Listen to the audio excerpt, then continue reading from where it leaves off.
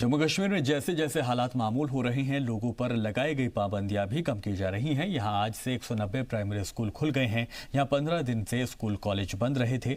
School को course पूरा करने के लिए एक्स्ट्रा क्लास लेने के लिए भी कहा गया है। पूरे जम्मू कश्मीर में सरकारी दफ्तरों में भी आज से कामकाज शुरू हो जाएगा। पब्लिक ट्रांसपोर्ट भी फेज वाइज खोला जा रहा है।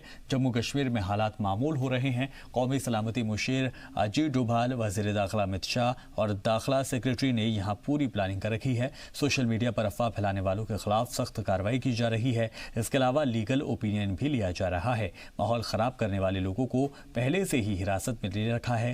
दहशतगर्द तंजीम में दाखिल होने से रोकने के लिए रिहेबिलिटेशन तकरीब भी चल रही है। जम्मू डिवीजन में गड़बड़ी के बाद इंटरनेट खदमात फिर से मुअत्तल कर दी गई। जम्मू कश्मीर के सभी लैंडलाइन फोन को बहाल कर दिया गया है। कश्मीर के 35 से ज्यादा पुलिस थानों में ढील दी गई है।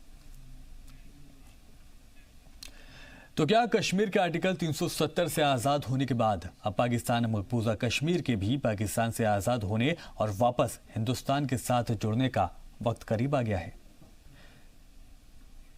कश्मीर में अमन लौट रहा है। हर नए दिन अपने पहले वाले दिन के मुकाबले ज्यादा अमन के साथ गुजर रहा है। वहीं मोदी सरकार ने पाकिस्तान मकबूजा कश्मीर को आज़ाद कराने की जानिब कदम बढ़ा दिया है। फिलहाल ये लड़ाई सिफारती है, यानी दिमागी तौर पर। वजीर दिफा राजनाथ सिंह के कल के बयान के बाद पाकिस्तानी हुकूमत के तन बदन में आग लगी हुई है।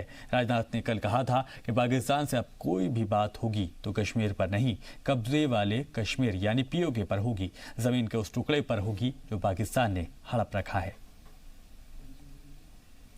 तो ये 5 तस्वीरें आप देख सकते हैं। साथ ही साथ अंदाजा आप लगा सकते हैं कश्मीर की बौखलाहट का। एक तरफ वो इंटरनेशनल लेवल पर अलग थलग पड़ गया है, चीन को छोड़ दें तो बाकी सभी मुल्कों ने उसका साथ छोड़ दिया है, और दूसरी तरफ वो सीज़फायर की खिलाफ वर्जी कर रहा है। फिर की 5 तस्वीरें थी। कश्मीर में अमन लगातार लौट रहा है। जब पीओके को लेकर अब बातचीत होगी, सीधे तौर पर यह कहा जा रहा है।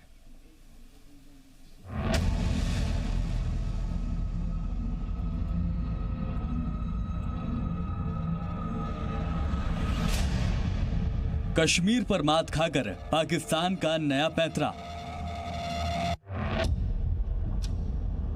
कश्मीर पर दुनिया के इंटरनेशनल प्लेटफॉर्म से मात खाकर लौटे पाकिस्तान का ये नया पैंतरा है। हिंदुस्तान के एटमी जखीरे पर पाकिस्तान का प्रोपोगेंडा।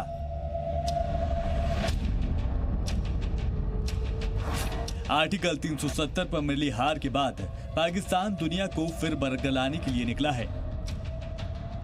कश्मीर को लेकर पीएम मोदी की कड़क पॉलिसी ने पाकिस्तान और उसके जुम्मा जुम्मा साल भर के हुक्मरान इमरान खान के होश उड़ा दिए हैं।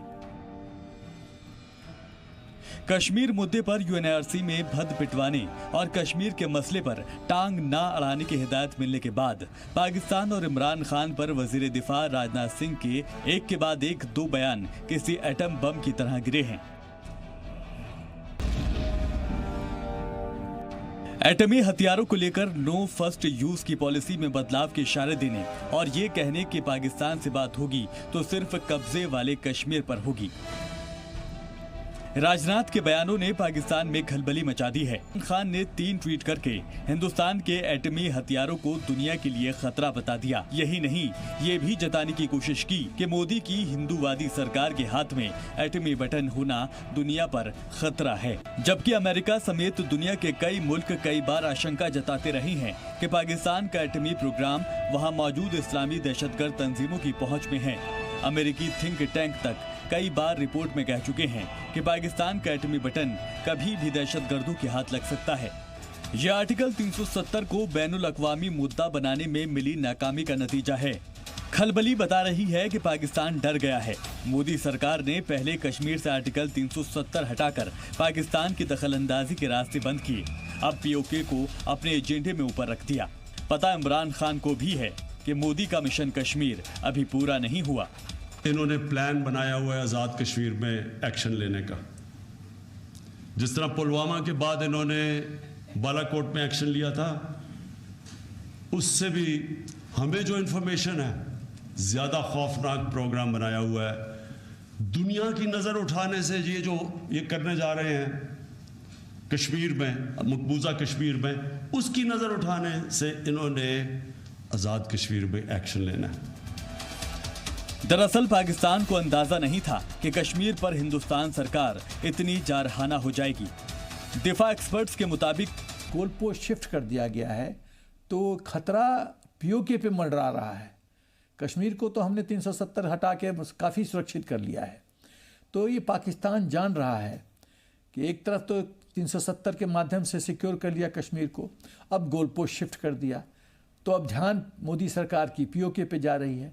तो मोदी सरकार तो उसको पता है चुप रहने वाली है नहीं। तो खतरा कहाँ है? कश्मीर में नहीं, पीओके में। वो उसके चिंता का विषय है। दरअसल इमरान खान के बयान को पाकिस्तान में अवाम से अपना मुंह बचाने की कवायद भी माना जा रहा है। इमरान की हुकूमत को कल ही 1 साल पूरा हुआ है। बेरोजगारी, भुखमरी को लेकर इमरान पहले ही फ्लॉप हैं। इस पर कश्मीर मुद्दे पर एक के बाद एक मिल रही नाकामी ने इमरान सरकार की एक और फजीहत कर दी है। ब्यूरो रिपोर्ट, जी मीडिया। और दिल्ली के एम्स में दाखिल साबिक वजीर खजाना अरुण जेटली को देखने के लिए मुसलसल वीआईपी पहुंच रहे हैं। किसी वक्त पीएम मोदी भी एम्स पहुंच सकते हैं। इतवार को मोहन भागवत, रामविलास पासवान, अरविंद केजरीवाल, स्मृति ईरानी और अमर सिंह समेत कई लीडरान ने उनका एम्स पहुंचकर हालचाल जाना। राज्यसभा रुकने पार्लियामेंट सुभाष चंद्रा, कलराज मिश्रा और अश्वनी चौबे ने भी एम्स जाकर जेटली की सेहत की जानकारी ली। वजीर दाखिला अमित शाह भी मुसलसल जेटली की सेहत पर नजर बनाए हुए हैं। हालांकि जेटली की हालत को लेकर गुज़िश्ता 9 दिन से एम्स इंतजामिया ने कोई रस्मी स्टेटमेंट जारी नहीं किया है। सांस लेने में परेशानी और बेचैनी के बाद 9 अगस्त को उन्हें एम्स में दाखिल कराया गया था। वो फिलहाल पूरी तरह से लाइफ सपोर्ट सिस्टम पर रखे गए हैं। डॉक्टरों की एक टीम उनकी निगरानी कर रही है। जेटली को सॉफ्ट टिश्यू कैंसर है। इसके अलावा मोटापे को घटाने वाली सर्जरी और उनका गुर्दे का ट्रांसप्लांट भी हुआ है। पेशे से वकील अरुण जेटली वजीर आजम मोदी की पहली मुद्दत-ए-कार में काबीना का अहम हिस्सा रह चुके हैं। उनके पास वजारत खजाना और वजारत दिफा का ओहदा था। इसके अलावा खराब सेहत की वजह से उन्होंने 2019 में लोकसभा का इंतखाब नहीं लड़ा था।